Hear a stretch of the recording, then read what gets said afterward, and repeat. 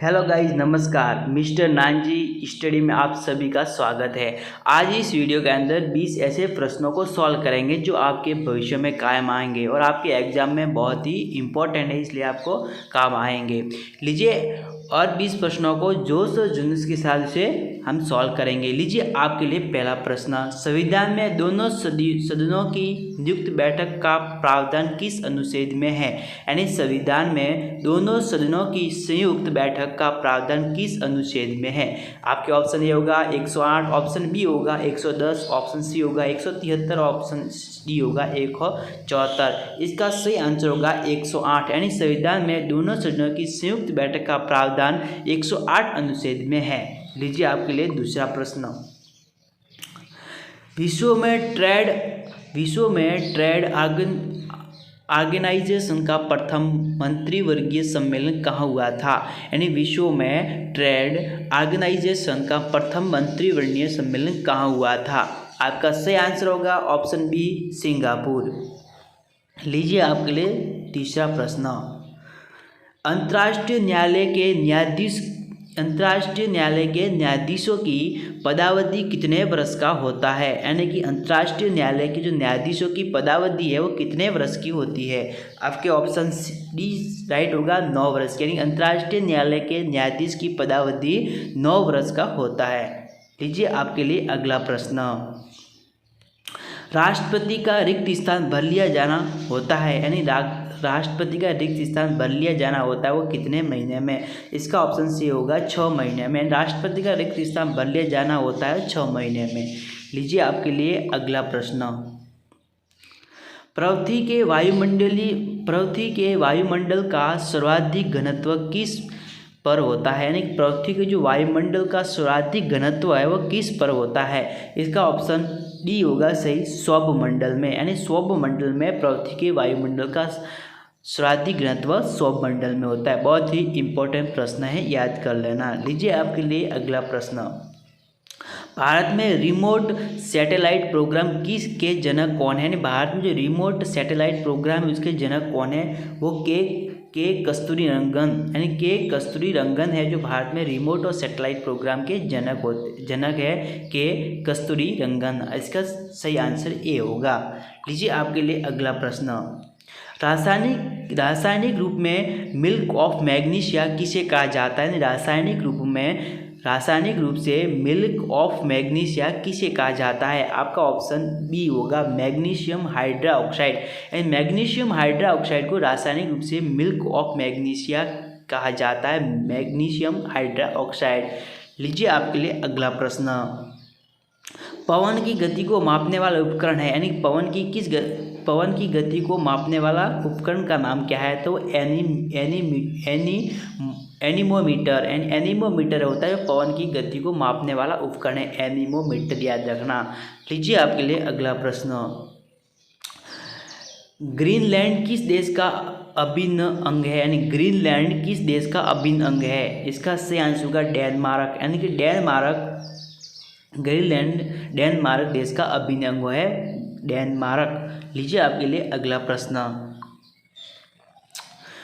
Taylor घाटी किस देश में अवस्थित है? यानी टेलर घाटी किस देश में अवस्थित है? आपका ऑप्शन बी होगा, ऑस्ट्रेलिया में।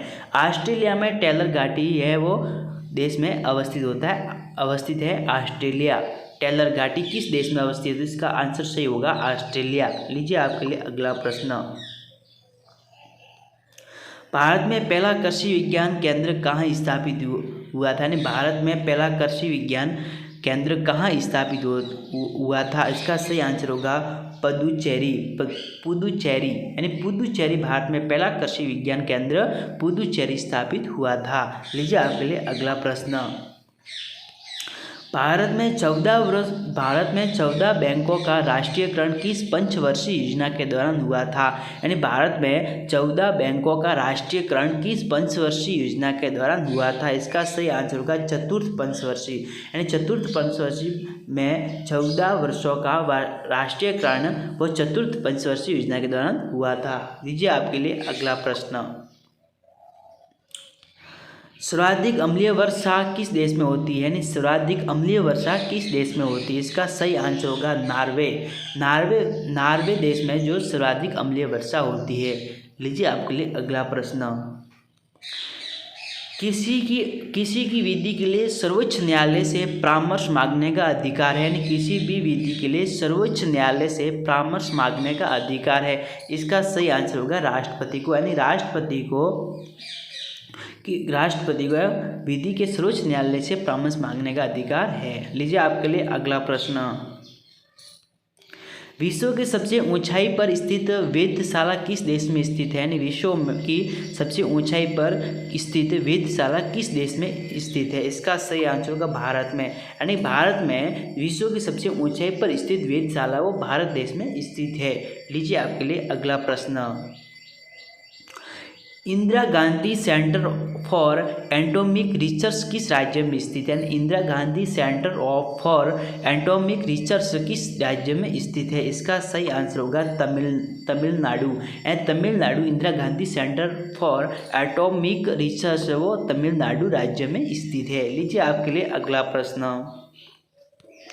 कार्यपालिका का प्रमुख कौन होता है, यानी कार्यपालिका का प्रमुख कौन होता है? इसका सही आंसर होगा राष्ट्रपति। राष्ट्रपति होता है जो कार्यपालिका का प्रमुख होता है। लीजिए आपके लिए अगला प्रश्न। राष्ट्रपति लोकसभा भंग करते हैं, राष्ट्रपति लोकसभा भंग करते हैं। इसका सही आंसर होगा ऑप्शन सी, यानी कि प्रधानमंत्री की सलाह पर अनुच्छेद 85 के तहत, यानी प्रधानमंत्री की सलाह पर अनुच्छेद 85 के तहत राष्ट्रपति लोकसभा भंग करते हैं 85 अनुच्छेद प्रधानमंत्री की सलाह से। लीजिए आपके लिए अगला प्रश्न। कोटास किस देश के विदेशी हवाई सेवा का नाम है, यानी कोटास किस देश के विदेशी हवाई सेवा का नाम है? इसका सही आंसर होगा बी, ऑस्ट्रेलिया, यानी ऑस्ट्रेलिया होता है कोटास है। कोटास ऑस्ट्रेलिया देश के विदेशी हवाई सेवा का नाम है। लीजिए आपके लिए अगला प्रश्न। बौद्ध धर्म कब बंट गया है? बौद्ध धर्म कब बंट गया है? इसकी सही आंसर होगा ऑप्शन सी, यानी चतुर्थ बौद्ध संगीति। चतुर्थ बौद्ध संगीति जो बौद्ध धर्म बंट गया है, चतुर्थ बौद्ध संगीति। लीजिए गाइस, ये मैंने इंपॉर्टेंट 20 प्रश्न बताए। अगर ये वीडियो बहुत अच्छा लगा आपको तो सब्सक्राइब, लाइक और शेयर करना ना भूले। Thank you. जय हिंद, जय भारत, और कल मिलेंगे अगले वीडियो की तरह। जय हिंद।